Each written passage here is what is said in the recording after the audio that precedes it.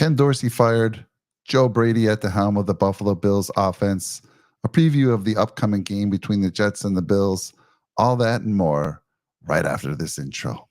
Roll the intro, Jake.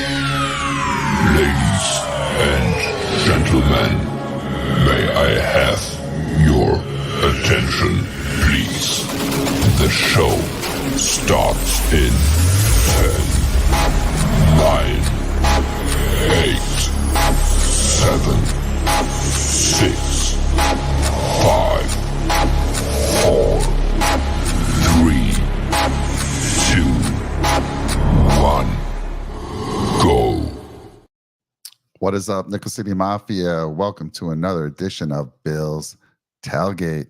How you doing, my friend? I'm Mike Thornton, by the way. You guys know this. And my friend over here, my co-host, as always, Mr. Jake Podger. Jake, let me rewind a little bit. How you doing, my friend? Doing well, Mike. Been making the rounds. I was on the AFC East Summit last night. Got to join our buddy Trevor on his show, Irish Bills Mafia. Shout out to him. Appreciate you, man. That was a great show. We talked a little bit about the game the other day, and this is like, I think I finally have gotten some closure. Obviously, Ken Dorsey is no longer our offensive coordinator. We got this young man named Joe Brady, who is going to be leading the pack now. He's 34 years young, only 4 years older than me, Mike, and he is our new offensive coordinator, and maybe it'll reignite something. I don't know. Time will tell. Yeah, we're going to get into all that because I have some questions for you for sure. Before we do, we're kicking off a special event that Nickel City Mafia started last year. We are doing a fundraising event for a family in need, family that has a child with cancer. We did this last year. We partnered with the Punt Foundation, and we did our first one last year. We had about 3 weeks to prep, and we knocked it out of the park. It was a fantastic show. And I'm asking all of you to, whether you can, $5, no amount is too little. I'm going to bring this up real quick, share my screen. And the link is in the description of this video. And let me share my screen here. Let's do the window. And let's bring this up right here. All right. So as you can see, Home for the Holidays, Punt Foundation. Now, Dawson Knox is very integrated with the Punt Foundation. He has helped them. He's a part of it. He's not like, he helped raise over $300 million last year for the Punt Foundation. And these are families in need, families that have children with cancer. And it's heartbreaking, tear-jerking. And last year we had baby Jack and on our live show, and his mom got on with us, and baby Jack jumped on our lap, and we got to see him. He's doing very well. We got an update back in June. I reached out for another update so that we can give an additional update on our show when we do this new event in December. And basically, you can see we just started. We just got this link today. We already got 3 supporters, $135. We have a goal of $5,000. That was our goal last year. We exceeded it. We almost hit $6,000. And let me scroll over here. And it's for this beautiful family, a single mom. She has a son named Cardell. I do not know the daughter's name, but Cardell's there in the middle. And this poor boy is suffering from brain cancer. He's got a tumor. And there's a lot of fancy terminology here. They actually go into the details of what he's suffering from. But he's not giving up. His mom's not giving up. And we want to help them out. So any little amount helps. If you can't financially, totally understood. This is the holiday season, but help us out by sharing the link. Get it out to folks. Put it out on your social media, and we greatly appreciate it. You can read all about Cardell, what he's going through. Just a boy, loves trucks, loves cars, four-wheelers, dirt bikes, sports, loves the Buffalo Bills, and as a Bills show. And Jake, I love this because we do things for Buffalo. We're all about Buffalo and then some. And last year we did this. It was fantastic. And this year we're doing it again. So, I mean, couldn't be more excited to be helping out a family. We're honored. We're honored that they're allowing us to do this. And yeah, so it's going to be going on all through the new year. And we again hope that you can help us out. Jake, any thoughts? Like, tell the folks what we had going on last year, and talk a little bit about the show, because we'll start fundraising now, but we kind of do a live telethon. So tell the folks what we did last year. Yeah, I mean, it was a tear-jerking show in itself. You know, we got to see baby Jack come on live with his mom, and it was an amazing moment. I think she was like overwhelmed, honestly. It was like hard to put into words. And you know what? I think when you see it this young too, these kids that are dealing with it, they have such a positive outlook. They may have an idea of what's going on, but they're just living life day to day and doing whatever they can to get healthy. And it's I can't even imagine. I mean, medical bills are so expensive as it is, and as a single mom having to deal with it, it's crazy. So anything that you can do to help, of course, just even sharing the link is more than enough. But you know, we appreciate all the support, and I'm sure, you know, it'll go to, I mean, obviously it's going to a great cause, and you know, I think it'll help them out quite a bit, and anything that we can do is what it's all about, man. And the best part is it's for a community. It's in the Buffalo community. He's a huge Buffalo Bills fan, as it said. I mean, awesome, man. So the show, I'll tell you what, I'm very excited for this year, Mike, because it sounds like we're going to actually even outdo last year's show in terms of entertainment and the different things. It was the first time that we really, you know, try to do something a little different. You know, we did like a telethon type thing, and Sammy V out here asking for the link. So we gotta send the link here. Can we do it actually in the chat? Let me see if I can do it. It's actually in the description of the show. Oh. So Sammy, I don't know if you're on the phone, but if you look at the description, you'll see a link in there. I just put that in there right before the show started. So let me know if you don't see it, and we'll get that over to you. He's adamant about that link. He said, "Where's the damn link?" I love it. Let's go. I can hear his voice and him saying it. He doesn't mean it in a mean way. He's meaning it in the sarcastic way. That's just how he is. No, it's I love it, Sam. Appreciate you. Yeah, we really do. And then Sank there says link works perfectly. Thanks a lot, Sank. Appreciate you. What do you say, Mike? Damn it. The Mike, damn it. So again, thank you. The show, I think you started talking about it, but we do basically a live telethon. If you were live back in the days, you saw some of these telethons, and we have entertainers, we have, you know, trivia, we have ugly sweater contests. It's a fun night, but it's all about raising money for this beautiful family. We give away, you know, gift certificates for those that win for that one person that wins the ugly sweater contest. We do Who Wants to Be a Millionaire. We give away gift certificates for that. We're going to have some other Bills merchandise, which is cool. Going to give away some of that. So it's a great night. It's Jake and I are working out the time of that. It'll be, last year I think it was on December 23rd. I think it was a couple days before Christmas. We'll probably do it close around that time. So stay tuned. Yeah. Help us out. We greatly appreciate it. And of course, this beautiful family will greatly appreciate it. So let's get into it, Jake. I mean, let's talk about it right off the bat, the Dorsey firing. And let me throw it to you, because what I'd love you to do is kind of talk to me about your thoughts on the firing to begin with, and then pivot to Joe Brady, our new offensive coach and coordinator, and tell the folks a little bit about Brady and what you think this means for this offense going forward. Well, I guess it to me, you know, I guess I'm not super shocked that Ken Dorsey was fired. I think we were sort of expecting something to happen. A lot of people were speculating maybe Matthew Smiley, our special teams coordinator, would get fired. But hey, here we are. You know, it's official. You know, Ken Dorsey is no longer, and you know, I do feel like it definitely was one of those instances where maybe it was a scapegoat type tactic by Sean McDermott to, I don't know, maybe try to reignite the offense, maybe even send a message, something along those lines. I mean, plain and simple, the biggest thing the offense has not been the same. I mean, you go back to even last year. I think that Green Bay game really was like the moment where you could start to tell either defenses were starting to figure us out a little bit, or there was just something that was off. And the only difference was last year we were still finding ways to win games, and now this year we find ourselves at 5-5. And while this last game wasn't Ken Dorsey's fault, I think it put more of that on the offense, turning the ball over, miscues, and lack of discipline across the board. It felt like something had to happen. A spark had to reignite this team one way or the other, and hopefully it does. So unfortunately, Ken Dorsey got the news that he was no longer ROC, and we got Joe Brady now. Joe Brady, he has experience as an offensive coordinator. He's very young.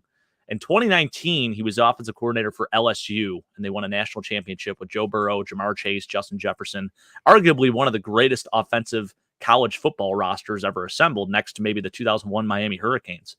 And they were fantastic, of course, under Joe. But the thing was, when you have all that talent to utilize, it's one of those things where you'll see these offensive coordinators with a ton of talent, and because they had that much talent, it makes them look better. So, he goes from there to Carolina, and people probably felt like this was the case, right? So you go to Carolina, maybe your only real offensive talent, elite talent at least, is Christian McCaffrey. But unfortunately, Christian McCaffrey was hurt for most of the time. And Matt Rule had his hand in that offense. Even so, even though Matt Rule's a defensive guy, he still was a micromanager. And Joe Brady only lasted a season and a half there in Carolina, but he was still actually interviewing for head coaching jobs. I believe the Jets and a couple of other teams inquired about maybe potentially hiring him as their new head coach. So still had a lot of interest around the league, found himself here in Buffalo as the quarterback's coach, kind of learning under Ken Dorsey and, the whole regime here. We have Mike Shula as well, who's been a mentor to him, who's also been an offensive coordinator in the past. He's on the staff here in Buffalo. And now, he's kind of thrust into this role. Now, I will say, I think it's a good dynamic and a good change of pace in the fact that he'll be on the sideline with Josh. And typically, I mean, this is what most quarterbacks, they're on the sideline and they're always communicating with their quarterback. But it does seem like they have very good rapport. Him and Josh seem to get along well with one another. And I think having some young, creative offensive mind might be a good thing for this offense. I'm not saying that, again, this offense being where it's at isn't completely Ken Dorsey's fault, but he has a piece in it. So maybe there's something that Joe Brady can do to allow Josh to play a little freer and to maybe draw up something a little more creative. Because it sounds to me, just from listening to different, pro athletes and specifically like Dan Orlovsky talking about how Ken Dorsey ran this offense and, just kind of utilizing two very specific plays out of different formations, and the defense kind of being able to pick up on that. And just listening to like DBs talk about, even Pat Peterson last year, saying that he knew what the route was going to be, and that's why he was able to jump into that Minnesota Vikings game that they ended up winning. Maybe there's something that Joe Brady can do to get away from that and, I guess be a little more consistent in the passing game. We saw a really good flash with the running game last week, and I would love to build off of that. I'm sure Sean McDermott would as well. But the passing game is where we've been struggling, and maybe this week is where we take that step. Now, it's going to be a big test. We're playing the Jets, so I don't know, Mike. What do you think? Well, I wanted to ask you, first of all, what do I think? I think he's obviously the scapegoat. My question back to you was did we fire the right person? Yeah. I think, I wasn't for it. I wasn't for doing anything right now, but once it happens, you have to move on. And I started thinking about it a little bit more, and you start thinking about, all right, it's going to be a kick in the pants for some of these players. Now, I saw Josh Allen today, or I heard a little bit of his interview with the media, and dude, he was definitely taking it hard. His good friend Dorsey, a guy that he's been with for I think about 6 years, somewhere around there, 5 or 6 years. Dorsey's been with them. He gave Dorsey a lot of credit for making him the player that he is.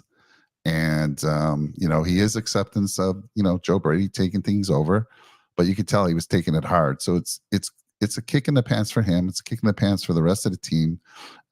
It's a kick in the pants for the coaches that jobs are on the line, man. Jobs are on the line. You have nothing to lose. I get it. You're I'm going to give you some percentages. I throw out data. According to the New York Times, they ran 366,000 simulations. The Buffalo Bills have a 19% chance of making the playoffs. 19%. Yikes. They have the Dolphins with a 94%, and they have the Bills at 9%, and they have the Jets at 3%. So, the odds aren't good, but I was telling everyone today at work, because they're always hitting me up when I go in after a big loss. They're like, what's going on with your Bills? Are they done? I said, no, we have a 19% chance, and that's all we need. We just need a 1% chance. We need to still be in the game. So back to your question. Amen. I didn't think it was going to happen. I understand it is business. The Bills weren't performing, and maybe this will spark something. And we're 5-5. You have nothing to lose right now. So all we need to do is one game at a time. And I'm okay with the move now. I do think he was the scapegoat. I do think there was other coaches. I mean, special teams has been absolutely horrible. Disciplined football. That goes back to the coach, man, the head coach. They just haven't played disciplined football. Whose fault was it that there was 12 men on the field at the last play that they missed the field goal? It wasn't Dorsey's. I put that on the special teams coach, but it all goes up to McDermott.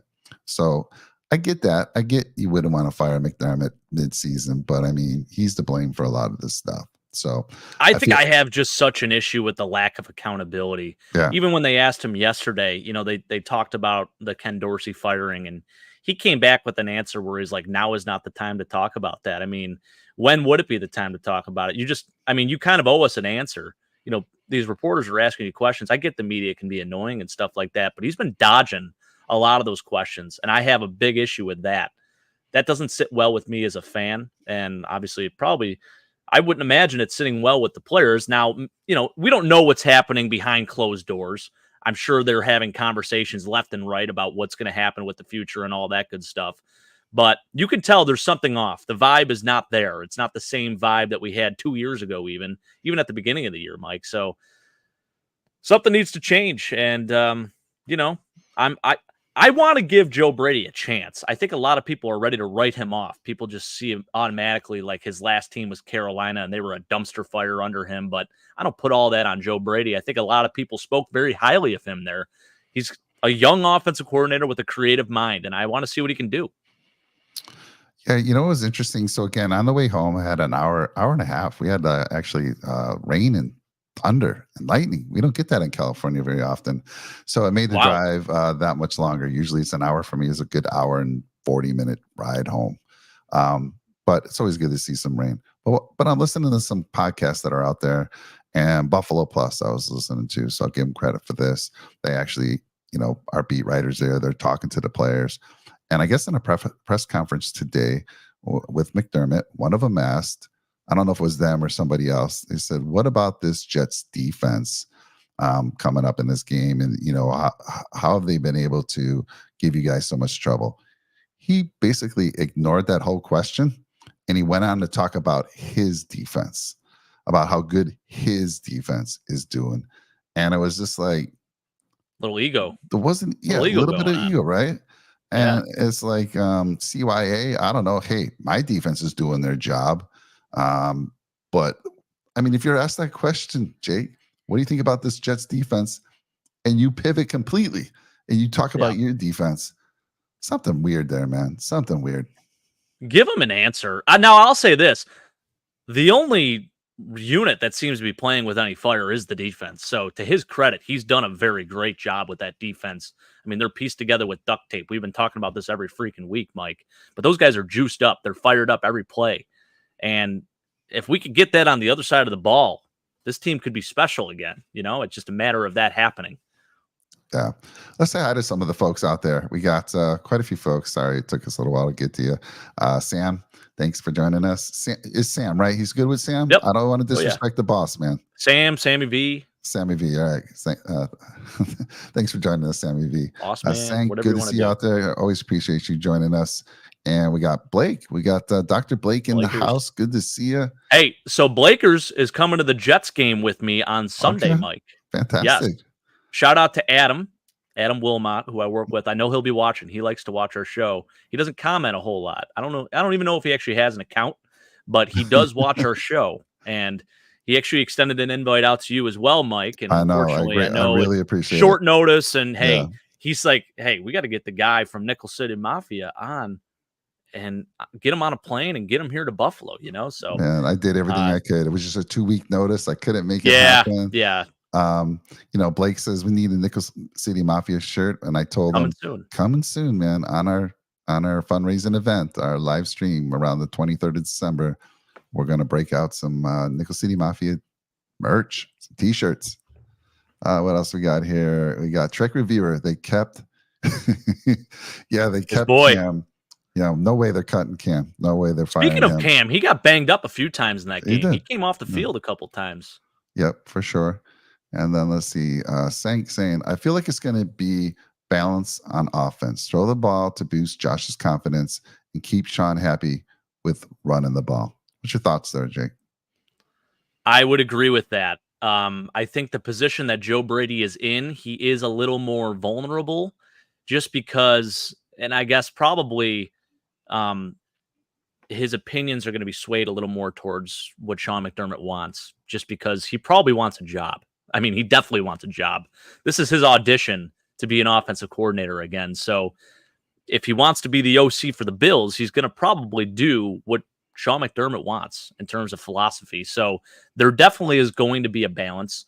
I think they have to get that balance going too. I think Josh, he is lacking something. You could see it over the last 5 weeks, really. I mean, actually 6 weeks, dating back to that Jacksonville game in London. He's just not the same player. He looks mentally checked out right now. I'm a little concerned for him, of course. I mean, hopefully everything's okay personally. And he looks like, he's having fun in practice and stuff like that. But, in terms of him being that big, goofy guy on the field and smiling and laughing, it just doesn't seem to be there as much this year. So I don't know. I don't know what's going on there, but we need to see that back, man. We need to see him back in the saddle, doing what he does best. And I'll tell you what, he also needs to lead the way that he used to lead. I feel like right now, his whole Zen mode, that needs to be thrown out the window because it's not working. And you could tell, like, players are just not, they feed off of him. So we need something to change there. Yeah, I agree with you there. I wanted to finish up on Dorsey. First of all, I wish him nothing but success. Again, while I was listening to Buffalo Plus, they actually were going around and talking to the players. And Dorsey is a fantastic human being, a great person. The team loved him. The offense loved him because a lot of the simple answer would have been, it's business. It is what it is. But they went into depth as they were asking him about Dorsey leaving on just how good of a guy he was and how much they appreciated him. So nothing but good things. I wish him success, but I understand the move to close it out there. Let's see here. Hackett and Brady have one thing in common. They are both former Bills offensive coaches. What's that? I mean, offensive coach, I guess he's not a former one. What, is he already saying Brady's donezo? He might be. I don't know. Sammy V saying, on the phone, YouTube sucks. I have the link now. Good deal. And he said, damn it, Mike. It's hilarious. And then let's see. Big L saying, I never liked Hackett. Yeah, we know all too well about him. Now, I will say this. We were the leading rushing team in the NFL multiple times under Nathaniel Hackett, but that was about it. I'm glad that he has moved on. Let's just put it that way. And the one interesting thing, I think they both coach from the sideline, correct? I think Hackett's on the sideline as well. Yeah, that's correct. Yeah, yep. So that's going to be something different for the Bills at the very least. But two OCs coaching from the sidelines there. And then we got Blake. We're going to go deep on Sunday. We are definitely going deep on Sunday. Sam, I've debated on maybe bringing a fold-up table so we can get some beer pong going in the parking lot. I'm going to run that by you first, of course, but you let me know. Yeah, he says Sam saying it's the girlfriend. Could be. Could be. There's a lot. There's a lot of Maybe people Haley coming up Steinfeld. with some serious stories right now about what's going on with Everyone's Josh. saying bring back Britt, this, that, and other. I mean, it's gotten there. It's gotten to that point. Yeah, here and then he's got Sam comes in with the problem is creativity. Josh isn't a system guy. It's hard to admit. So yeah, so I kind of asked you. We didn't go in depth about it, but what type of off? So let's talk about this for a second with Brady. There's the playbook. The Bills have the playbook. Is he going to just kind of go through that playbook and say what's been working for us, or is he going to add some twist to that existing playbook, or does he have his own playbook that he's going to institute a little bit of, or is it a mix of everything? It's a little late in the season to really institute anything super new. Now, I think he can tailor with it a little bit and maybe switch some things up. I think the biggest thing you're going to notice with Joe Brady is a little more pre-snap motion, which is what we've been really calling for because this offense is so static at the line. You even see like teams like the Patriots. I was talking with Timmy earlier about this. You see teams like the Patriots, motioning guys, and they're not a great team, but they're at least trying to be creative. You see like Demario Douglas going in the backfield and doing almost like what Tyreek Hill would do, and that right there. And I mean, you don't want to use too much of that, but I think you have to use enough of it where it's still keeping the defense honest and it makes them think about what's going on. I mean, you could be really, really dangerous even in the running game too. One other thing that I really did notice, and statistically it's been proven, when we go under center and run the football, that's been pretty damn effective. I mean, some of the zone running scheme that we've been using specifically with James Cook, when we go under center like that, it's fantastic. I would love to see more of that too. And then that play action is deadly. I mean, it is deadly. And then you have Josh rolling out to the right after a play action. Good luck defending that. We know what happens when Josh Allen rolls out to the right. Bills Mafia delight. That's right. That's right. Let's see here. And then here's, I love this one. Ever since I left the offense, never has been the same. Yes, there Brian he is, Babel, our guy. Coming in under his, his alternate name, Brian Label. Good to see you out there, Brian. Thanks for joining us. Our guy, baby. Screens, slats, and deep. Yeah. Yep. Absolutely. You have I would nothing love to lose. the jet sweep, baby. Let's do that with Deontay Hardy. I mean, we're paying him enough money as it is. I expected him to at least be somewhat utilized like Isaiah McKenzie. We may as well have kept Isaiah McKenzie at this point. Crazy. So, Brian, I have a question for you. I know early in the season, you said this is the year. I never say this. Bills going to the Super Bowl. I said early on the show, we got a 19% chance. That's all we need. What's your thoughts now on this team, man? You gonna make the playoffs? I sure hope so. That's what I'm banking on. I placed my bet yesterday. It's pretty good odds. I mean, good odds to win money. I bet that the Bills make the playoffs. I'm going to throw $20 on it, Mike. Dude, got to do it. Let's see, more play action. So he's saying offense been too basic, more motion, more screens, more planned rollouts for Allen, and more play action. Agreed. And put him in the slot. Yep. Yeah, I would love to see that. I mean, I love what Khalil Shakir is doing. I think he needs more involvement as well. He's definitely been a safe blanket for Josh Allen. Caught a pass last week for 24 yards, finds ways to get open. And, I mean, we're starting to see what he can do, Mike. I think he's been targeted. I want to say, I had it right here. It was like, of all of his targets, I think only one was incomplete. He was 18 of 19 coming into the last week's game. He's been catching everything. I think he had 2 targets in this last game. Josh overthrew him. He was wide open. I think it was on that 4th and 2 play. And Josh rolled to the right, and there was Khalil. He was open. Just throw it in there, Josh. Not that hard of a throw, but he missed him. But yeah, finds a way to get open. Good hands.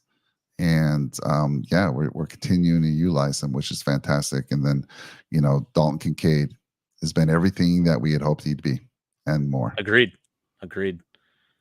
Let's see here. Big Al, good to see you out there. Big Al, thanks for joining us tonight.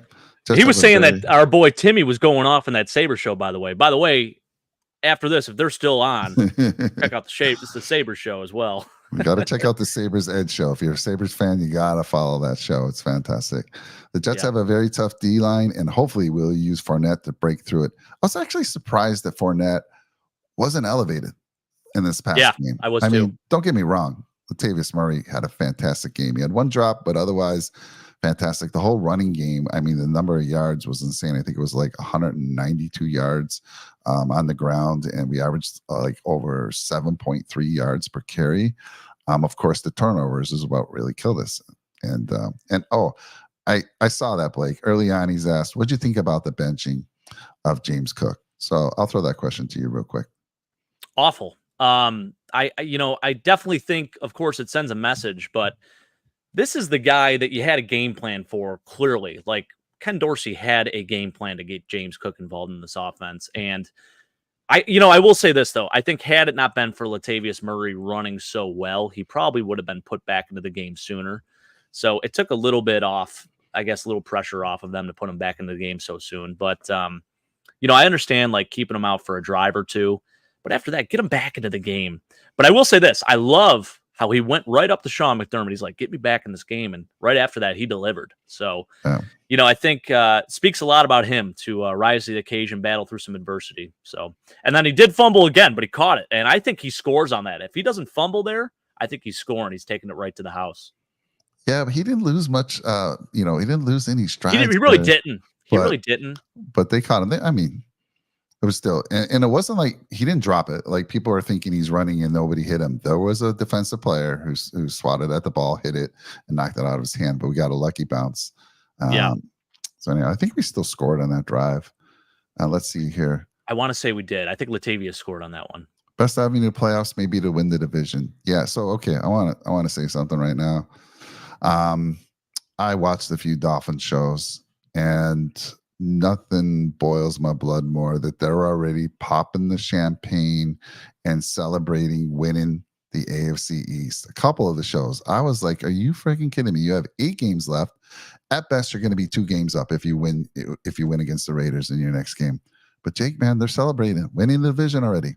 And they have a tough schedule too. They have to play the Jets twice. They play the Ravens. They play the Cowboys, and they play Buffalo the last game of the year. So let's hope, we predicted it, that last game would be for the division. And let's hope that comes to fruition. So yeah, totally agree. Win the division. Wanted to talk real quick about this too. My dad brought this up. We had this comment up already, but the Jets did, and actually our boy Anthony let us know about this. So they ended up signing Tanzel Smart and released Craig James, their DB. So Tanzel Smart, he's a big interior defensive lineman, and he's played with the Jets before, but he made a good point. Makes you think that they are definitely looking at the Bills potentially running the ball more. Might be a little worried about it. Willing to sacrifice a guy that could potentially cover and get a fat boy in the middle. So interesting move by the Jets. Just something to keep an eye on. Not sure how much he's going to really play, but the fact that they're giving some more depth, they actually signed him to the active roster. Interesting move. Yeah, we saw they're vulnerable to the run. I mean, the head coach of the Raiders came out at halftime, and they're like, what do you got to do to change things? He says, we're a running team. We're going to run the ball. And they got it going with Jacobs. Yeah. So I expect the Bills, based on what we did last week, to also take advantage of that run game and take advantage of that defensive line, because I'll go to it right now. So we're 1-2 in the last 3 games against the Jets. It's absolutely crazy to think that. Wild. But we're 1-3. So the first time we met this year, we lost 22-16. Josh threw 3 interceptions and lost the fumble and was sacked 5 times. Oof. Last year in the game in November, we lost 20-17. Josh threw 2 interceptions, was sacked 5 times once again. Finally, in December, we get a win against them, 20-12. Josh threw 0 interceptions and was sacked 3 times. So a lot of sacks being given up to this team. But if we can get that run game going, I think that will minimize those numbers. And again, it just comes down to stop throwing those picks. Now, I know you say it. I've heard a lot of other channels. We got to live with some of those interceptions. Got to take the good with the bad. I don't necessarily agree with that anymore. In this time of year, in this NFL, you give away anything. These scores are low. There's no more teams blowing anyone out by 40-20. I mean, I know the Niners beat the Jaguars pretty good, but if you look at all the games and the close scores, 1-score games, and there was like 4 or 5 games decided on a field goal. Got to cut down on those turnovers. I'm okay with 1. Don't be throwing 3. Don't be throwing 2. So Yeah. let's go. So yeah, that Jets D, extremely difficult. They've given us a hard time in all 3 games. The last 3 times we played, 1-score games, and based on what we've seen, Jake, there's nothing to make me think that's going to change this Sunday. Another 1-score game. I hope it changes. I can't take any more of these close games. But I know. I don't but want to predict a score anymore. yeah, I'm just yeah, like, I feel like the last few weeks I've gotten really dumb and just I put it out there and I'm like, you know what? It's going to be a 2-score win at least. And just hasn't happened. And I think until they show me something otherwise, you can't predict that anymore. yeah. So you just got to have your hopes high. Hope the offense plays well. And Mike, let's get a clean game. Let's get a game where there are no turnovers, because let me tell you something right now. If we don't turn the ball over in all of the losses that we have, those turn to wins. Yeah. Even if we limit the turnovers to 2 instead of 3 or 4. I mean, last week, shoot, that's a win for us. You kidding me? Yeah. I mean, it's such a difference, and it's such a momentum killer when we turn the ball over, fumble, interception, and it's usually in deep into their own or into our territory too. So it makes it even worse. Yeah, I totally agree. I mean, like I said, the AFC is so tough. I mean, look, we lost to the Broncos, but guess who lost to the Broncos the week before? The Yeah. Chiefs. The Chiefs. Mhm. So you got the best team right now, the number 1 seed, lost to the Broncos. We lost to the Broncos. Any given Sunday, you've heard it for years, but this year it seems even to be more true than ever. And then we had somebody talking about Trek Reviewer. He's been talking about draft picks already. And Sammy V says, oh my God, don't talk about a pick yet. Don't give up. But Trek Reviewer's been on a few of our shows. He's already talking about some 6'7", I think, wide receiver. He likes Johnny Wilson from Florida Johnny State. Wilson. That's his boy. All right. Yeah. Well, how about Malik Neighbors out of LSU? That would be a nice one. Jamar Chase 2.0. Let's hold on that for a little bit. Let's hold on that talk. We got all off season to talk about the draft. You got to. I said this at my office today. I said, you got to be a believer. You got to believe in this team. And nobody circles the wagons like the Buffalo Bills. Amen. I'm telling you, when we turn this thing around, I'm going to have a good time talking to a lot of people who are saying that we're donezo. And I hope it's those Dolphins fans. There was one show I was going to comment on, like, are you freaking kidding me? But guess what? They had it to members only. They locked down the chat. Wow. I couldn't even chat with them. Even though I subscribed to the channel, you had to be a member. By the way, we're going to talk about membership a little bit later. And then we got, I like this. Sure. Saying, F it. Throw a pass to an offensive lineman at the red zone. As fans, we need that kind of plays right now. Where the hell is Tommy Doyle? Let's get him out there. I want to say, Brian Label, thank you so much for the super chat. So just want to mention that I appreciate you guys in the show. I do watch the replay if I can't make it live. Good way to wind down a day. Super appreciate that, Brian. We really do. Mr. Brian Dable, aka Brian Label, you are the man. It goes way back to when we first started, Mike. I mean, your support really means a lot, man, and we appreciate you following us throughout. So thank you. Thank you very much. I think you need to write a book. Bills are like a girl that keeps breaking your heart, but you keep coming back despite trust issues. Need therapy after this relationship. Yeah, so true. I mean, for those, Big Al, who's been a fan since the early 70s, and all the stuff that we've went through, you just got to keep believing. You really do. At some point, it's going to happen, and I'm going to be proud to say that I was on this wagon the whole time, never wavered, and we're going to get it done. And then I'm going to travel to Buffalo, probably take a month of leave and just hang out in Buffalo for that month for the parade and all that good stuff, Jake. It's going to happen. I can only imagine how it's going to be actually right by the stadium and probably at our office. I mean, Sam, if you're still watching, what are we going to do if the Bills win a Super Bowl? I don't even know how does anything stay? I mean, businesses are going to shut down for maybe 2 months. I don't even know what's going to happen here in Buff. It's going to be crazy, Mike. And that day is going to be so beautiful. I know we're foreshadowing to this February, but let's see. Big Al, I almost don't want to show this. Still, he doesn't waver. Since you're the longest member of this channel, one of them, I got to bring up any of your chats, my friend. So 31 to 10. Okay. Yep. I've given up on the scores. I just say we're going to win by 1 or more points. I've yet to say we're we're going to lose, and I'm not going to say we're going to lose because we need all the wins we can get right now. I do believe, Jake. So I think, look, there's 7 games. Let's talk about that for a little bit because Brian Label mentioned it. Um, the Dolphins have a tough path as well. They have tough games left. I just mentioned it. They have 8 games. Got some easy ones, but they got some difficult ones. I was looking at it, and there's 4 games they could lose. They could lose 4 games and end up at 10-7.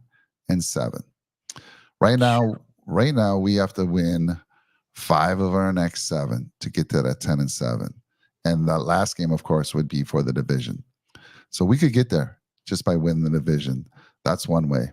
If we go on a run and go 6-7, I think you're in no matter what. I think you're a wild card, whether you win the division or not. I think you probably do win the division if you not run the board, but 6-7. But we at least have to win 5 or 7, Jake, no matter what it is, what combination is. The big scare, of course, any team is a scare these days based on what we've seen. But we have the Chiefs, the Eagles, which you're going to, which is the game after the Jets game. You're actually going to Philly to see that. So you're going to bring us some luck there. Then we play the Chiefs in Kansas City. Then we play Dallas at home. And then I think we got New England. And then we finish with Miami. I may have missed one, but I think that's pretty much it. So there's a path still to win the division, and I want that to happen more than ever based on what I was telling you about what I was seeing from those Dolphins fans. Just already celebrating and can't take it. So we gotta make this happen, Jake. It's terrible. Terrible. How about Blakers? Blake with the super chat. Thank you, Blakers. He's given back some money from the contract he signed. We paid him a lot of money slowly to be our medical advisor, to come on the show and talk about some of these injuries.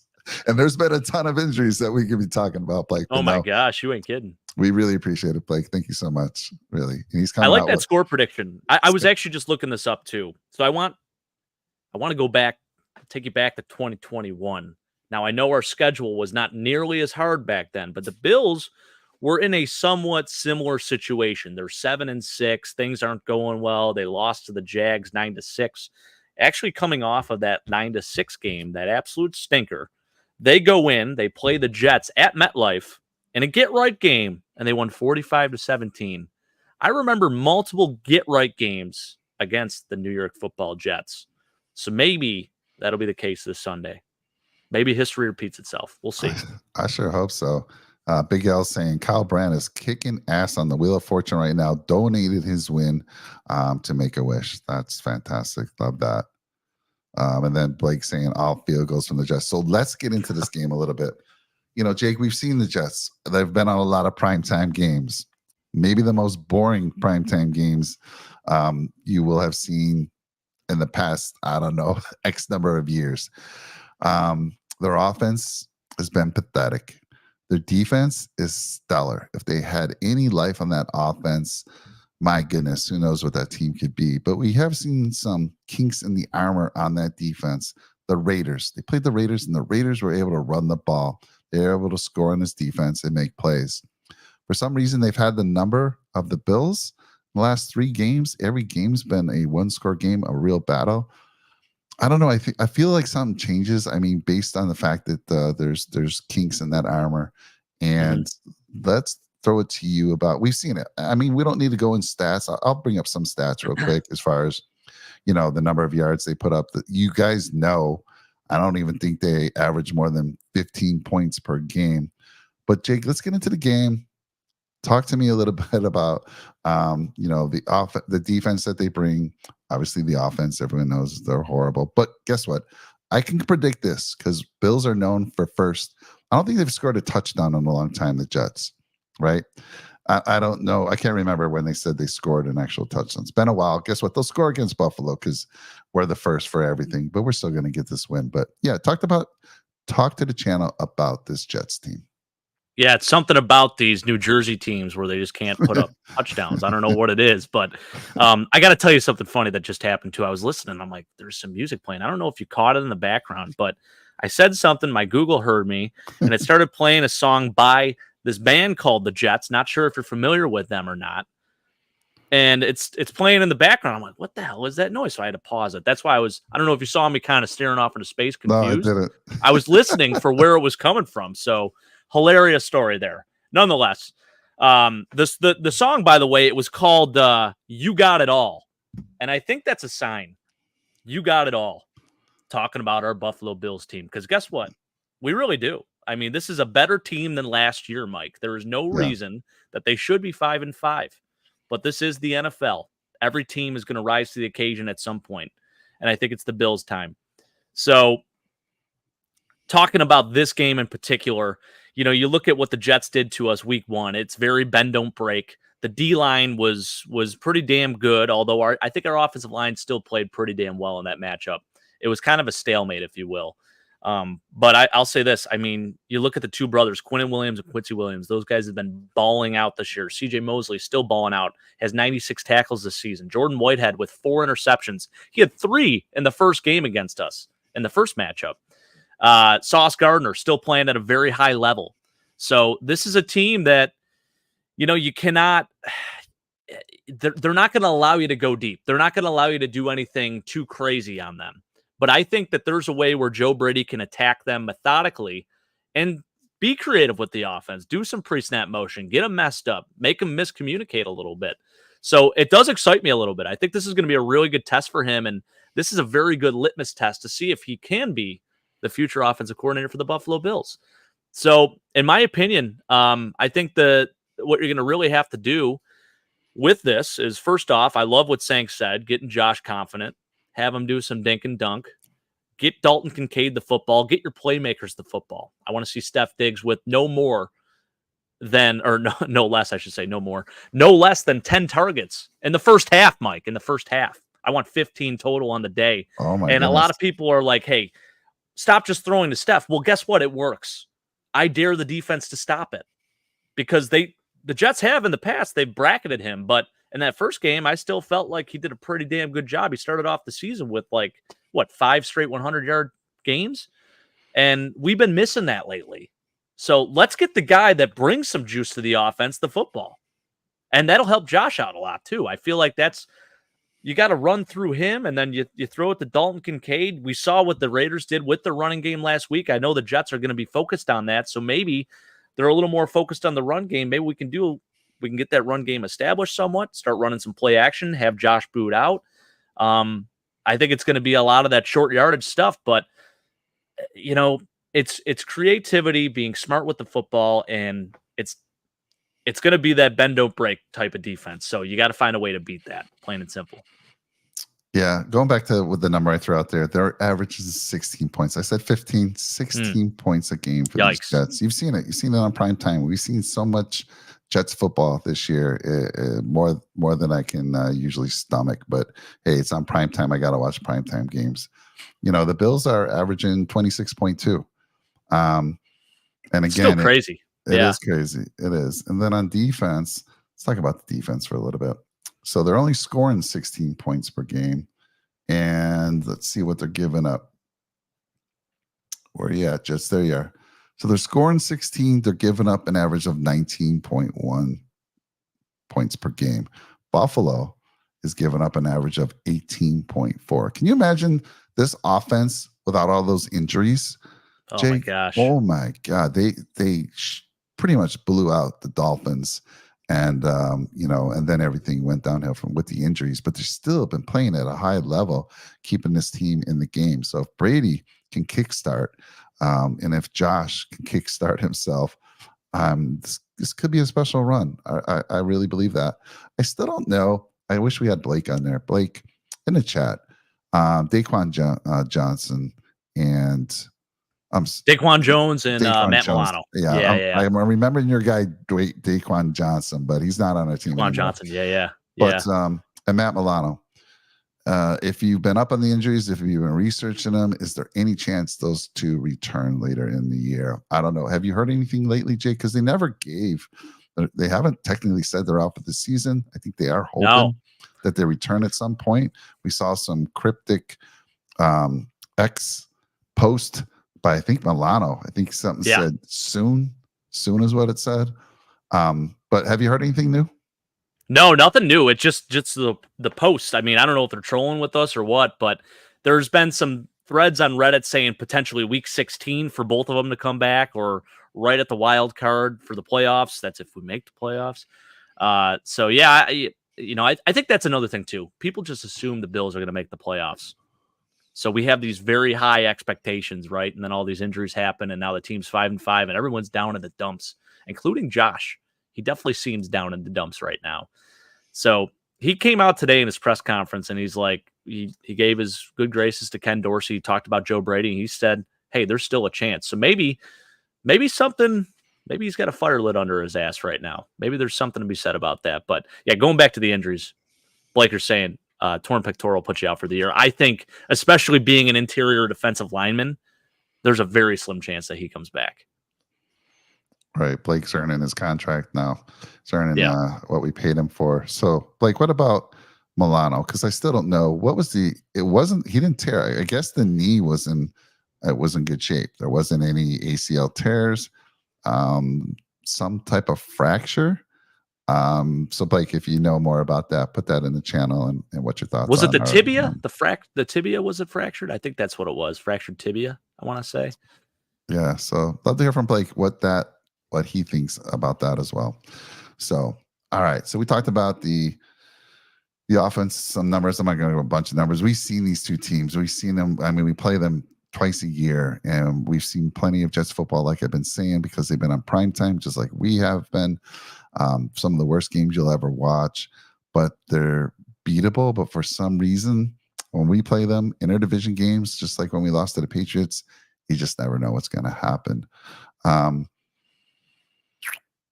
I mean, to me, let's talk a little bit about, some things we know we'd have to do better. Obviously, we said the turnovers. We got to cut back on the turnovers with this team. They are bend but don't break.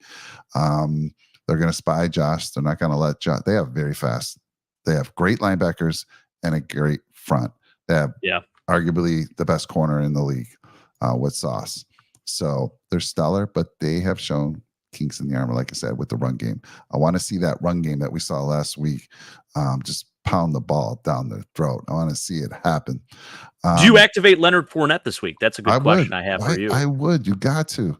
You got to. I mean, look, the two of them did great, but bring Lombardi, Lenny, and bring them up, elevate them. I mean, I guess that's the thing. He's an underrated pass catcher. You could do a lot with that offense with him too. I mean, I think each back offers you something different, which is, I mean, that's what you want. 3 different backs you can rotate. That's awesome. Yeah, and then Sammy V, yes, run on him. So I think, I mean, we don't need to go in stats. We don't need to go into numbers. We've seen these teams, and we know it's going to be a battle. I think we know the recipe. The recipe is Josh be Josh. Joe Brady, make a few tweaks that lets Josh be Josh, and run the ball and cut down on turnovers. It's so cliche, but it is how it is. I felt like I was just a record just going over and over and over again with what I was saying. And I'm like, man, am I really just saying this again? But it's so true. I mean, that's the reality of it. Josh Start and Wilson are where they go with their backup quarterback. I haven't heard yet, but you know what's interesting? They must be kicking themselves because you saw what Joshua Dobbs has been doing for Minnesota, right? Yeah.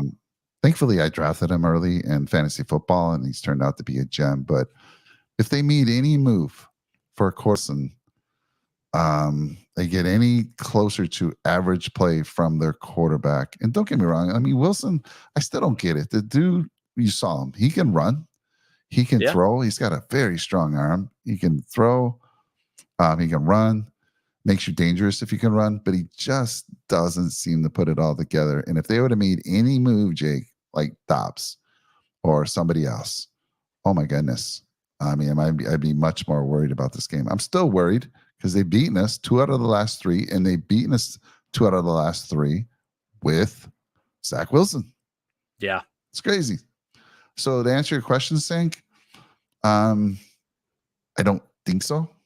I think they're going to roll with Zach Wilson. I don't see why they wouldn't. I mean, actually, I'll say this.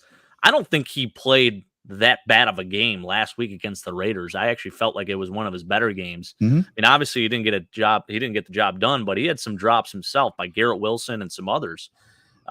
Even the Hail Mary, I mean, that could have been caught. That was they should have maybe came down with that. That was a very good throw. Great throw. Yeah. I mean, Anthony, our Jets rep on the AFC East Summit show, basically said, the Jets don't open up the offense until, they're way behind.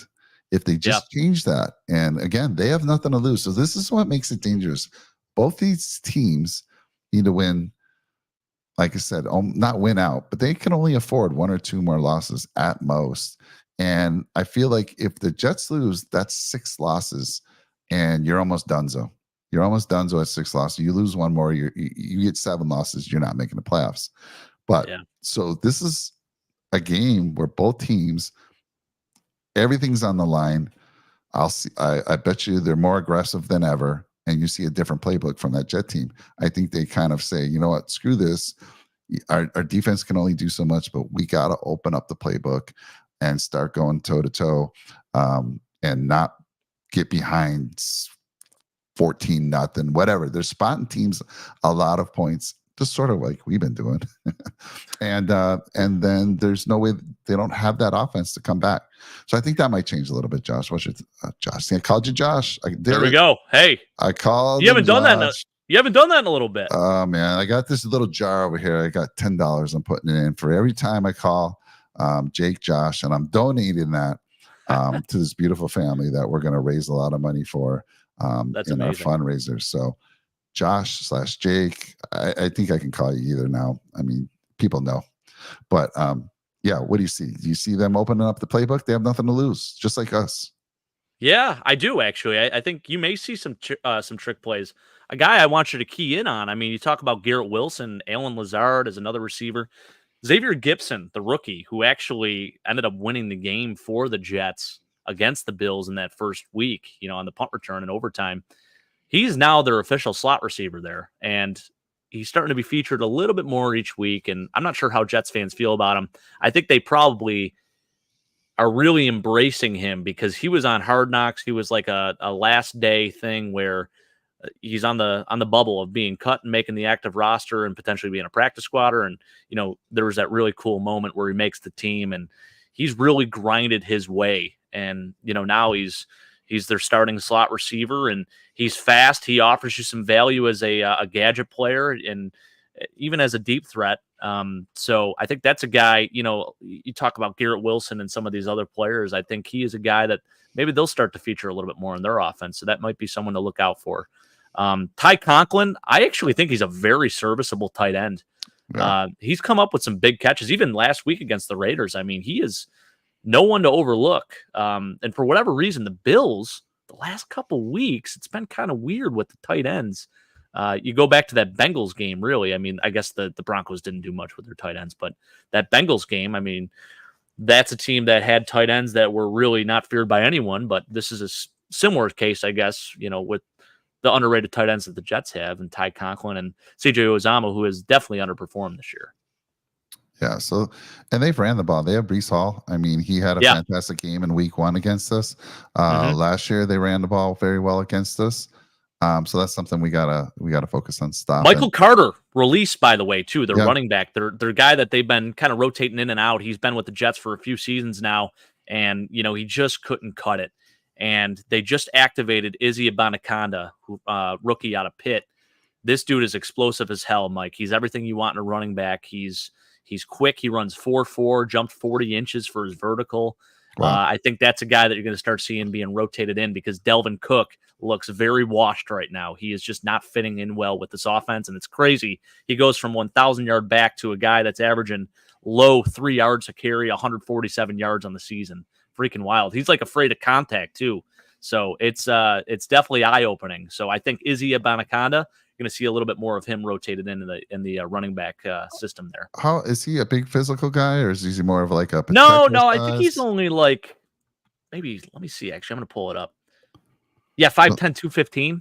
So nothing. Like he's like Pacheco from the Chiefs, man. That dude runs hard, and I know. Yeah, I know that Anthony, the Jets rep, he was all about This young man that you're talking about. I'm not even going to try to say his name because I can't say it right. He's just very, very explosive, and he's like a do-it-all back. He can catch the football out of the backfield. I mean, what he did at Pitt last season was super impressive. I know it's only Pitt, but like, hey, this is a guy that I think has a future in this league. So really, for Jets fans, I think it's something for them to be excited about. Yeah, Matt Chatter, good to see you out there, sir. Always thank you for joining us. And yeah, there's no team the Bills should not be worried against. Right now, Matt Chatter, it's week by week. Focus on this team in front of us. Yes, every team is dangerous. It is what it is in the AFC. These teams are beating up each other. Let's see. And then Blake's coming back, which depends on the grade of the fracture. The MCL sprain is at least a month, once again, depending on the grade. And then he said, yeah, so we still don't know. It sounds like if there is one of those two that we talked about, Daquan Jones and Matt Milano, maybe Milano could return, maybe, for the playoffs, if they make the playoffs, which they're going to make the playoffs. I need to stop saying if they make the playoffs, when they make the playoffs. Kyle Brandt won the Wheel of Fortune, shows $169,500 to be donated to Make-A-Wish. I love that. And he says Kyle Brandt needs to donate to the Nickel City Mafia Fund. And by the way, while we were doing this show, we talked about, the link is in the description for this great fundraiser we're doing for a family in need who has a child with cancer. We are now up to $410. And Jake, holy moly, we just started this yesterday. We finally got the information on the family. We got the link, and we are at 8% of our goal. And again, this is going to run through the first of the year, the new year. And again, if you can't donate there's no amount that's too small. The link's in the description. We're going to do a live telethon in December. And if you can't donate, I totally understand. Share the link. That's how you can help. Share the link on your social media platforms, to your friends, to your family. Get that link out there. Let's hit our goal of 5,000. Let's exceed it. Last year we got to 6K. This year I'd love to see us get past that. So we're starting a little earlier this year, so we have a jump on things, Jake. So Mike, you gonna wear an ugly sweater to that event? Yeah, of course. We both had our ugly sweater cut. Yes, we did. Yes, we did. I'm just making sure, just keeping you honest. Absolutely. I might come with something real good this year. I don't know. I think I gotta switch it up. I liked my one last year. It's the light up Bills one, but I think I got to do something a little different this year. Yeah, for that live event, I mean, we do have an ugly sweater contest. You get a $50 gift certificate, and only one person submitted. It was an easy win. So it was really easy win. More of you get involved in the ugly sweater contest this year. It's going to be fun, Joe. One thing we're going to do, Jake, we have a lot more content creators on Nickel City Mafia than we've ever had. And I'm hoping they're all available. We'll bring them on one at a time at some point. And the question, we won't answer it now, but I love to hear people's favorite holiday memory, their favorite Christmas memory. And that's the question we're going to ask all the Nickel City Mafia content creators as they come onto the show. And actually the channel shared a lot last year. So good stuff coming. Yes, Kyle Brandt, can you just give us, I don't know, 6,000 of that 169,500? I mean, that'd be unbelievable, man. Wouldn't even notice it right on the books. Yeah. It's just it's not much of a drop there. Let's see here. We got Timmy Corks. I'm way behind the show, but I have been on Dorsey Needs to Go train since the end of the last year. So Timmy does our Sabres Edge show, and they were just live. They must have finished because he's joining us. And weren't you saying Timmy was going off? Going off of was he going off? My dad texted me, Timmy. I wasn't able to join. We were putting Maxie to bed, but my dad texted me. He's like, Timmy is going off on this show right now. And I'm like, holy smokes, I got to go back and rewatch that one. So Sabres Edge, you better check that one out, because they were talking. You talk about the Bills offense disappearing. How about the Sabres offense maybe disappearing? Although Victor Olofsson with 2 goals yesterday benefited with a coffee from that one. Shout out to our boy Adam Wilmot again, because he came out and said, hey, if Victor Olofsson scores a goal, coffee on me. So we got free coffees this morning. Kind of neat. Yeah. So Timmy says he's been on the, Dorsey Needs to Go train since the end of last year. Yeah. And everyone got their wish. And again, hopefully it kickstarts this offense, and it puts everyone on notice that, especially coaches, no one's job is safe. And, even for players, I mean, not the stars, not the elite players are never going to really bench them, but other players that are trying to make a name for themselves. And look what they did to Cook, right? They benched them. Yeah, yeah. See, I do like that in a certain sense, Mike, because it is like, hey, you turn the football over, you're not going to play. So the fact that they took him out, I don't like that they took him out for a whole quarter and a half, but I do like the accountability in that sense. Like we talk about accountability so much, right? And I'll say this, I think player wise, like number 17, a lot of this blame goes to him, not just Ken Dorsey. Josh needs to play better. And I think a lot of people are so quick to protect him, including myself. I mean, I will die for this guy, but I feel like so many people are like, he can do no wrong. He needs to play better. He can't turn the football over like he is in his own territory. And I think some of that, might be trying to fit a square and a triangle and a square peg or whatever you call it. I think Josh is, I don't know if he's been boxed in, but you can tell his confidence is down. So there are things I think that Joe Brady can do to help his confidence restore, but he also needs to find it within himself to become a leader and to, I guess, just get back to playing football and having fun and doing things his way, but also being smart.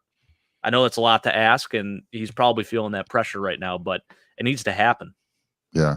Ton of pressure. I mean, not only I know he's feeling responsible for Dorsey's firing.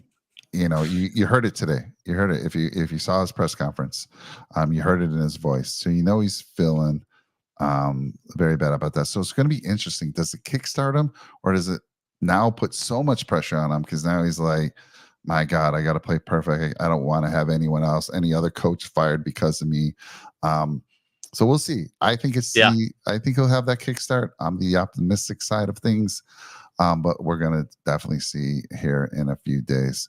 So Matt, this is a great memory. This is a great memory, course. and I want to highlight this memory because in that game, Josh Allen had an angry run, if you will, where it really set the tone for the game. Where has that Josh Allen been? I'm not saying he has to run the football, but he was fired up, Mike. Let's see some emotion. I mean, the fact that Ryan Fitzpatrick had to challenge him to show some emotion, that is really telling. So let's see that version of Josh Allen because that's a guy I want to play for. I know it'll fire up everyone else. So that's what we need to see. Yeah, so a little more information on my ride home. I already said I always listen to other Bills podcasts. I support all of them, including, Sean from the Red, White, and Bills, who's in our chat right now. Make sure you get over there and subscribe to his channel. And Brett from the Go Bills podcast, who's getting married. I don't know what date it is. We need to get together a little fun. Saturday. We should be putting our money together and giving him a nice little present for his wedding. I agree. So we're going to talk about that. But on the way home, listen to this podcast. Buffalo Plus, who they're able to talk to the players. They're there at the press conferences, and she was one of the folks on that channel, Jenna Cottrell. Is that her name? Mm-hmm. Yep. And she was extremely worried for Josh. She just feels like something's going on with him. It's not the Josh that hey, I'm Josh Allen. You're not seeing that. And she was extremely concerned about how he's been presenting himself lately in front of the press. And so we'll see how. And again, you just fired your friend of 6 years. You didn't fire him. I'm sorry, he didn't fire him, but he feels the burden of that. And it's imagine Jake, you and I. You're my offensive coordinator. You're my friend, which probably shouldn't be the case to begin with, but. You've been there 6 years. I credit you with making me the player I am, and I play bad and you get fired. I'm feeling that pain with you, man. Nobody wants to see anyone get fired, especially around the holidays. I mean, I was thinking wait till the end of the year. Yeah. But yeah, I mean, Ken Dorsey, great human being. I said that earlier. He's a father. You hate to see this, but Josh is feeling that pressure, and we're going to see on Sunday, hopefully with the advice or help from Joe Brady, that he gets things going. Yeah. And I hope this doesn't happen, Sean, but I hear you. I definitely hear you. I mean, a lot of people coming out and saying you fired the wrong guy. And I know Timmy is all for the firing of Ken Dorsey, and Yeah. I think there are a lot of things with him where like the offense wasn't as creative as it could have been. He could have maybe helped Josh out a little bit more, but I still think that the players need to take some accountability too, because it's just odd timing. The problem is it is the timing. Had Ken Dorsey been fired after maybe, I don't know, even prior to that week, maybe the Bengals game or something like that, I think that's different. But this last game, he wasn't the reason why we lost it. So Yeah. the fact that he was fired after that, of anyone that you could have fired, I mean, Matthew Smiley probably made the most sense as your special teams guy. And I hate throwing guys on blast like that and saying you should fire this guy, fire that guy, because I mean that's their livelihoods, But we're here to talk football, and that's the reality of it. So it does feel like it is a scapegoat in that sense. So I'm definitely with you there. But yeah, mad chatter too. Sorry, Mike. I just No worries. just going through all these and never held Gabe Davis accountable. Yeah, and we didn't talk about it on this show, but I've talked about it with some people. Gabe plays like 96% of the snaps. And the fact that we don't have a guy that can come in and sort of replace him, that's a little alarming. And maybe we do, but I think with Gabe, like he's one of our bigger receivers, so he's in on running downs, he's blocking, he is a very good blocker, but that's just it. It's like, he goes out there, he'll drop a pass and, doesn't see any repercussions for it. He just goes right back out on the field and, that's that. But I feel like out of all of our receivers, that's the guy who's, caused the most issue in terms of turnovers. And I mean, even when he fumbled against the Giants, that, put a pin in our offensive drive right there. So there's a lot of things there. I see where you're coming from there, Sean. Definitely. Yeah, so Blake coming in with he has 40 less runs this year through 10 games than each of the last 2 years. I assume he's talking about Josh. Yeah. Yep. Yeah, and I get it. Obviously you don't want him running the football all the time, but he's got to make that decision to sometimes run. It's almost like I don't know if he's just been told not to run the football at all, which I can't see that being the case. Or maybe maybe there's something internally where he's like, I'm trying to spite the coaching staff and just purposely not run the football. But we need to see some more of that. We need to see some more of him taking the game in his own hands. I do want to see a sugar high Josh Allen to a certain extent, if that makes sense, because this man needs to do something special. We need to see that version that we knew over the last 3 seasons. I don't know. Send him over a Coke. I don't know. A lot of caffeine in here. Something. Get him something special. Yeah. And Matt Chatter says Josh is 1 or 2 more losses from getting McDermott canned. I think, yeah, you don't make the playoffs. I mean, McDermott's on the hot seat, could get canned in the offseason. I hate how McDermott acts more as a DC than head coach at the podium. I kind of said this earlier, Sean. You probably joined this a little late. He was asked a question today. Talk to us from the press. Talk to us about the Jets defense. And you know what he answered with? He didn't talk about the Jets defense. He talked about his defense and how good they've been and how they've been keeping this team in the game. And I guess that was kind of a, not only hyping up his defense, but kind of a backhand in the offense as well, saying, you guys need to show up. So, Matt Cheddar, I wanted a scapegoat. I know a scapegoat. What's a joke? I don't know. I wanted a scapegoat. I know it's Allen's fault, but I wanted Dorsey gone. Not sure why. Sorry, not sorry. I mean, you're in the majority. I mean, from everything I had seen on all the podcasts, social media, you were in the majority that people wanted them gone. So don't blame you. And let's see here. Let's see what else we got. What are you laughing at, sir? Bring up the comment. I'm laughing at Sean's comment. Sean, I'll tell you what, between last night and today, Sean has been on one, and it's freaking hysterical. He said, IDK if it's real, but a defensive tackle with the first name Poop was signed in the CFL, and he's actually right. I just had to look this up. And Corey Johnson, his name is Corey Poop Johnson. Love That's it. his actual nickname. Oh, man. I mean, if there's any position, defensive tackle is probably very fitting for that. But yes, he was just signed by, let's see here. Oh, no, he wasn't just signed. He actually was with the Toronto Argonauts. He's not played in the league for quite some time, but yeah, great name. Great name. Big Al bringing this up. Josh needs to get hit, needs to run the ball. I It's talked the about only this a way. little bit. You did. I think, and Sean's talked about it. Sean doesn't agree with this at all. If Josh has to get hit to get into the game, he doesn't like that one bit. But Big L, that's what it appears he needs to happen. Well, I'm always worried. I mean, he's got some banged up shoulder thing. Now people are starting to bring that up as an excuse. Maybe maybe there's more to that shoulder injury. We're always looking to defend JA-17, and folks will always look for reasons why it's not his fault. This is an interesting comparison, too, by the way. I actually kind of like this. Gabe Davis is the Tremaine Edmonds on offense. Yeah. Not a bad comparison, Sean. That actually is very fitting. Yeah. So, I mean, Jake, we've been going for an hour and 14 minutes. We've talked, we didn't go into a lot of details. We know these Jets. We know it's going to be a tough game, probably another one-score game. I wish it wouldn't. But we're at that point of the show. I mean, let's ask the channel who's winning this game. If you want to give out a score prediction, you go ahead. I'm going to say the Bills win by 1 or more points. That's what I've been saying. Maybe I need to say they'll lose. Maybe I need to do something completely different to break this streak. But I do believe, based on what I've seen from the Jets recently, and based on what I've seen on that run game in this past game against the Broncos, I think we have a way to beat them, and I think there's going to be spark. You're going to see it happen on Sunday. So Bills win. What you thinking, Jake? Sean says 12-9. I'll take that. He said 0-0 yesterday, so I I'll don't take care this. if it's a 3-0 victory for the Buffalo Bills. I'm taking it all day, and I will just be happy as can be in the post game. Yep, I agree. I think this offense has to put up more than 25 points, right? I mean, it's to do it against a defense like this would be very impressive. I'm not going to say they are going to, but I think that's the biggest thing. I want to see the offense perform, and if they can perform against a defense like this, I think that's a win in our books. It's crazy because we're talking moral victories. I do think the Bills will still find a way to pull this one off.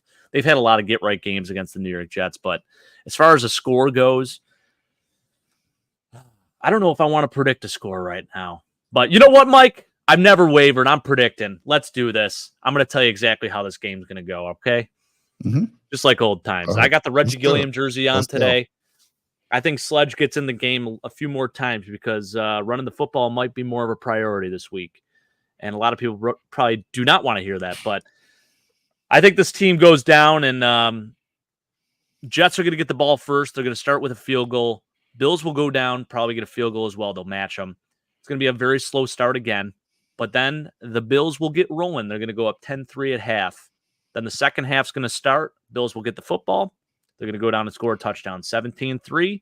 Jets will then kick a field goal, 17-6. And our boy Josh Allen will score a game-winning touchdown to officially seal the deal. I guess you say game-winning like it's a close game, but I'm going to say 24-6 Bills. I love it. Matt Chatter, the over-under. The over-under is 1. And here's my bold prediction. Josh will not throw an interception this game. He will not. Last year at home, he threw 0 interceptions. First game of the year in New Jersey, he threw 3. Last year in New Jersey, he threw 2. When he comes home against the Jets, he stays clean. So the over-under is 1. I'm taking the under. I like that. I think. What are you taking? Taking that over-under? Boy, it would be nice, but I just can't. And by the way, life's too short to bet the under. I'm going to say Josh goes for. You say under 1 interception, so that means he doesn't have any interceptions. I know, but let's be realistic. Let me give you a number that's real. 2. Over under on the 2. Okay, I'm going to say under. I'm going to say he throws 1. I still think he will throw an interception, but it's 2 touchdowns to 1 interception and a rushing touchdown, so he counts for 3. Okay. So I'll feel a little bit better if that's the case. And that's the only turnover, by the way. That's the only turnover. How about that? And how about we get it turnover? I mean, we finally got defense? One. Yeah. We finally got one last week in the last game. So let's hope that continues. Great hit by my guy, Taron Johnson. Yeah, I know. You're all saying, yeah, screw Taron Johnson. He had that PI at the end of the game. But TJ plays tough, man. He hits hard. And, I felt bad for him. But hey, don't blame him.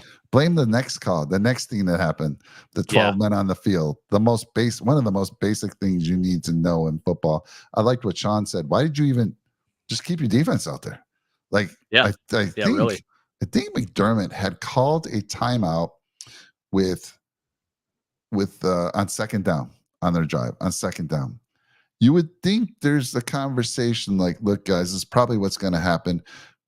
And to Sean's point, just keep the defense there. Don't try to run anyone in or out. You'll have 11 people and you're good to go. But no, they try to run people in. They get confused. 12 men on the field. Can't happen, man. Can't happen. Just brutal to see in person, too. I got to be honest with you. Yeah. That was definitely one of my more heartbreaking moments as a Bills fan, experiencing that in person. That was tough. It was tough. But, hey, I know we've been saying get right game, get right game, get right game. Well, this has to be a get right game. Otherwise, we could probably put the nail in the coffin, Mike. And I know you say this statistically, if they're not eliminated, you got to keep the faith a little bit. But I mean, this is, you go down 5-6 and that's your fourth divisional loss. Yeah. That's a pretty big issue. And then you got a lot of AFC losses. So the tiebreakers are not going to be going your way at all. Right. Yeah. I think too, like you talk about Joe Brady being the new OC and all that. I think for a lot of people, it's going to answer some questions on whether, it had to happen with the Ken Dorsey firing. I do think it was a scapegoat move, but if there's any type of spark or reignition of the offense, people are going to be celebrating the move. So it may be water under the bridge in a week. I hope that's the case, but we'll see what happens, and I'll be there. So it's going to be great to watch. You're going to be at the next two games. I've been at the last three until, well, if you want to count the last game, it'll be three in a row. 3 in a row. And what other games you got scheduled? That's it for later. That's it. That's it after that. That you know of, because you seem to get these invites, left and right. So somebody will offer you some tickets. Oh yeah. Oh yeah. Well, guys, that's kind of it. I want to appreciate everyone again that joined us. Please like, comment, drop a nickel on that subscribe button. As I always say, check out the link in the description below for that great fundraising event that we're going to be doing. You can donate now. No amount is too small, and we're going to answer. Sure, we got finally Tony. We don't see him often, and I told Tony at the office it's his fault. I said he refuses to wear a man's jersey. He says, I won't do it. I never will do it. But he claims to be, a Bills fan. So let's take his question.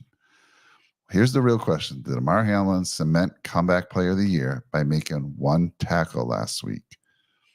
So he's been in what now? He was elevated for this game, and he was in one other game. He was elevated, and he played pretty much just special teams.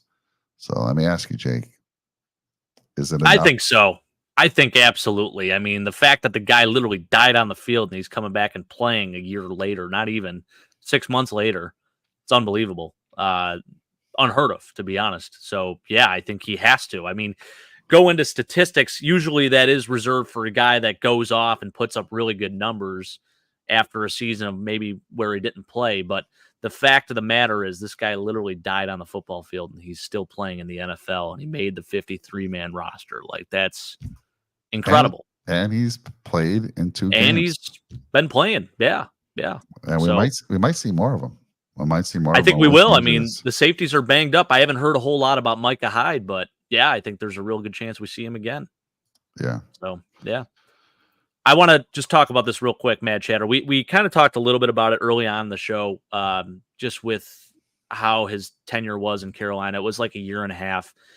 Matt Rule had his hand all over that offense, and I think a lot of that, I'm not going to say, obviously it's not all Joe Brady's fault, but he was given an offense that was in shambles. I mean, Christian McCaffrey was banged up too, so he didn't really have the weapons that he has here in Buffalo. So I think it's a really good chance for him to be creative, to kind of put his footprint on the offense, not change it, but put a little bit of his footprint on the offense. And, the rapport that he has with Josh seems really good. And the fact that he's on the sideline, I think that sort of changes the dynamic a little bit. So excited to see what he can bring to the table. He's only 34 years old. I think he's got a great mind. So I have faith in him. I'm not worried at all about that Panthers stint. And by the way, even after he was fired, he was auditioning for head coaching roles. I know he was brought in by several teams to interview for their the head coaching job. So even after the fact, teams saw something in him that kind of lit their eyes up. But he elected to come here to Buffalo, learn under Ken Dorsey, and he was paired up with a top 3 quarterback. So. I meant to do this earlier. I'll give a real quick status on it's Wednesday. It's always early before a game for the injury report.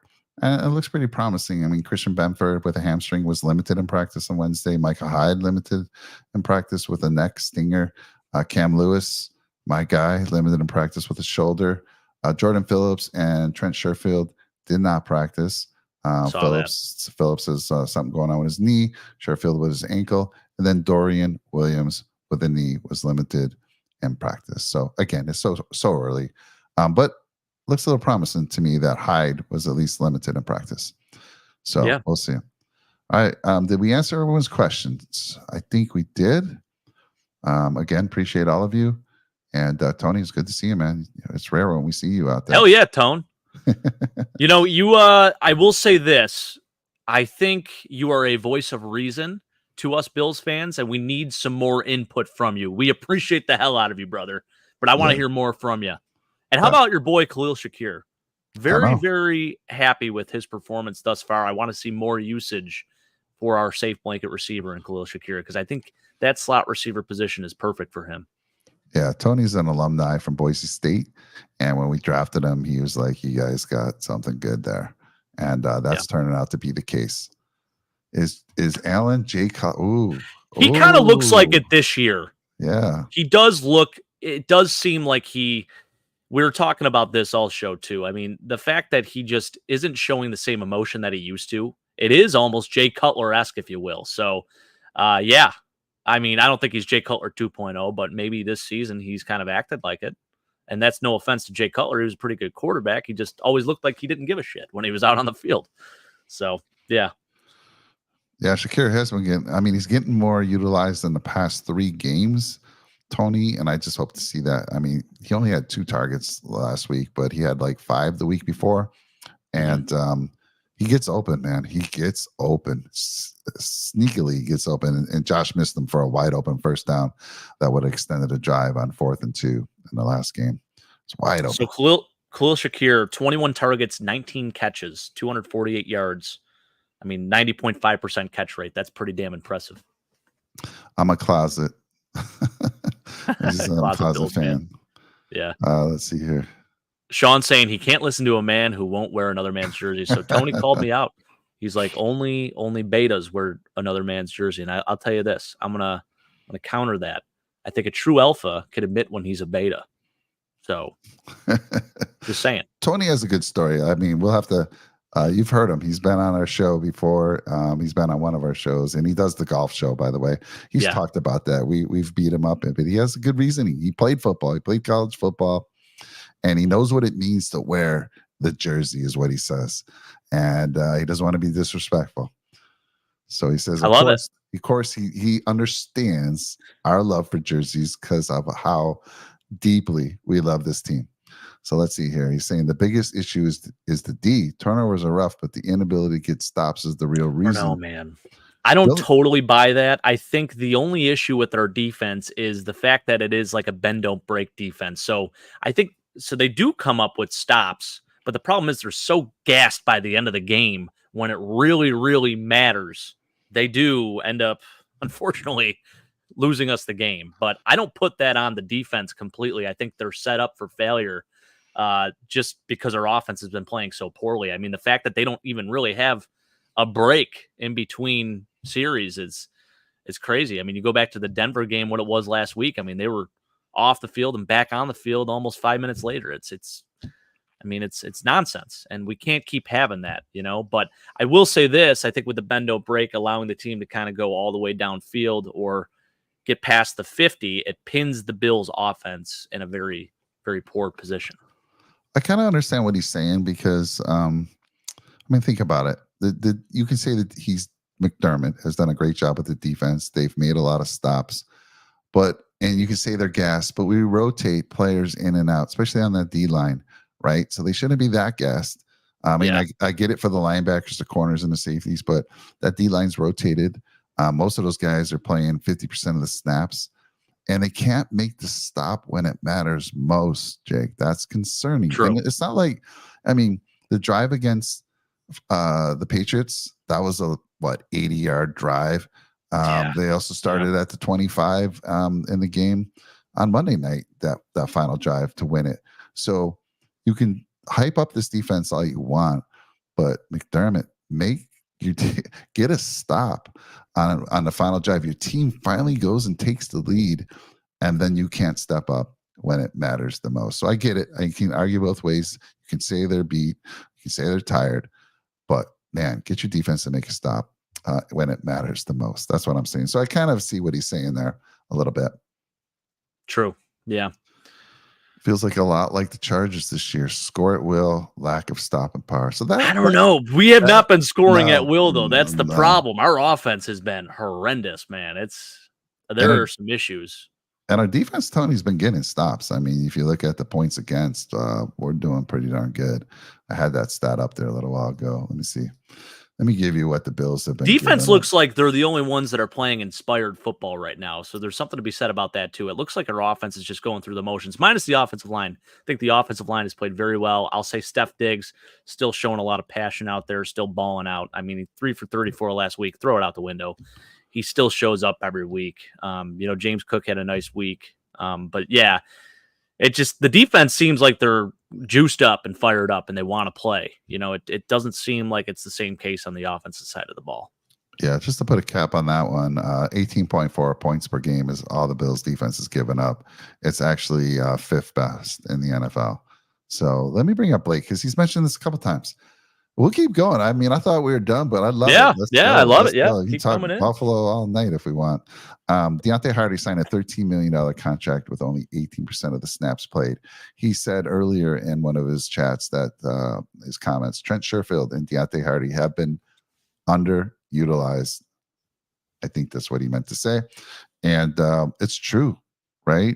Deontay Hardy, that's a lot of money for a guy playing 18% of the snaps and really not making an impact whatsoever. And, I guess because of the money we paid, I'd expect a lot more from him than Trent Sherfield. But Deontay Hardy, disappointment in my opinion. What do you think, Jake? Yeah, we elect to move forward without re-signing Isaiah McKenzie, and we bring Deontay Hardy in to essentially replace him, and he hasn't even been used in that capacity. So it is concerning, I know there's only so many mouths to feed. I mean, we have a lot of receivers on this roster, but for the amount of money we're paying them, you'd like to see a little more usage. So I'm hoping maybe Joe Brady can incorporate him a little bit more in this offense. And then as far as the return game goes, I think he's shown some things, but still haven't seen that big impact. And it always does seem whenever he's deep, he's covered. So kind of interesting for him being a deep threat, a speed demon, really hasn't run open too many times.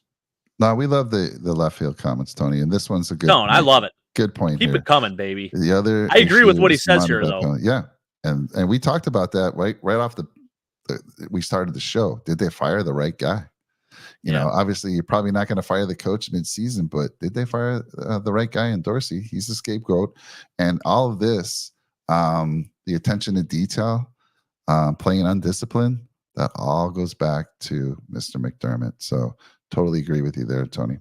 Let's see here. By the way, Tony coached Fred Warner in high school. So this man knows a thing or two about football. I mean, maybe he made Fred Warner who he is. Best linebacker in football. Easily.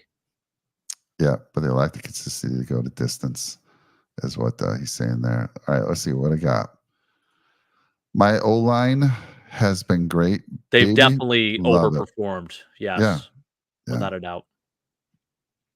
Let's see here what else we got coming in with.